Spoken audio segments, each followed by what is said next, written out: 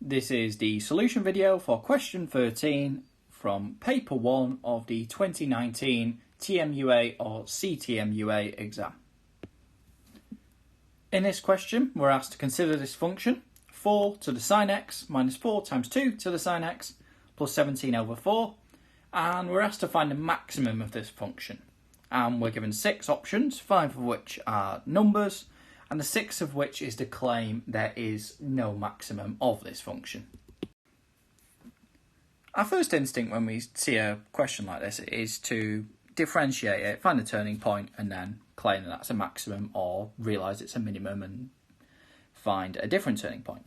The problem is, though, that if we try to differentiate this or something similar, the sine x's, they're in the power, they're a power of 4 or a power of 2, and that makes it actually very difficult to differentiate something like this. So we're going to have to find a different approach. So what we're going to do, well, let's rewrite 4 to the sine x as 2 to the 2 to the sine x. So why on earth we're trying to do this? Well, we're trying to make this term look a little bit more like this term. And if we write this as 2 to the sine x or something similar, maybe something will become clear. And indeed it does. Because we've got 2 to the 2 to the sine x, so we can rewrite that as 2 to the sine x squared, because we just times the powers in both cases and we get the same. And now, if we look at this, you'll notice this has quite a familiar form.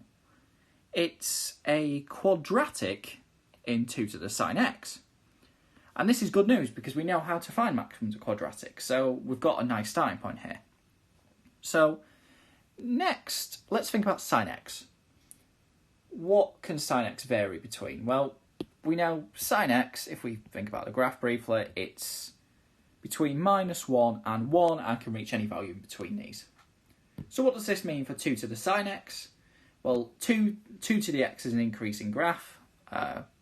Or thinking about the graph, you can convince yourself that this means that 2 to the sine x is between 2 to the -1 and 2 to the 1 and can take any value in between there. To write this more normally, it means 2 to the sine x is between 1/2 and 2. So this is good news, because if we look at this and look at this, what we can convince ourselves of is finding the maximum of this for any x is exactly the same as finding the maximum of this u squared minus 4u plus 17 over 4, which is this, just with 2 to the sine x replaced by u, for u between 1/2 and 2. Because the maximum of this will be the maximum of this.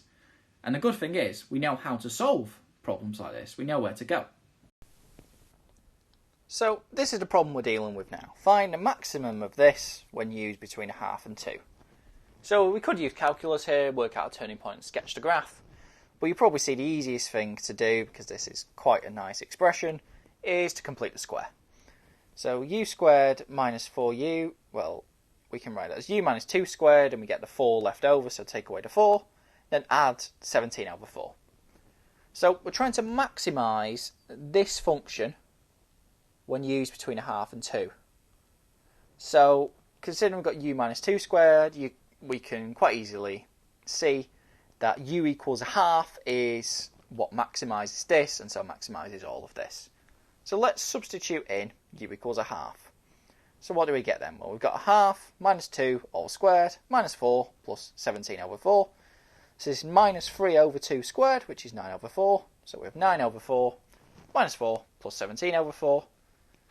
And then how do we get to our final result? Well, we know 17 over 4 minus 4 is just a quarter. So we've got 9 over 4 plus a quarter, which is 10 over 4, which is 5 over 2, once we simplify it.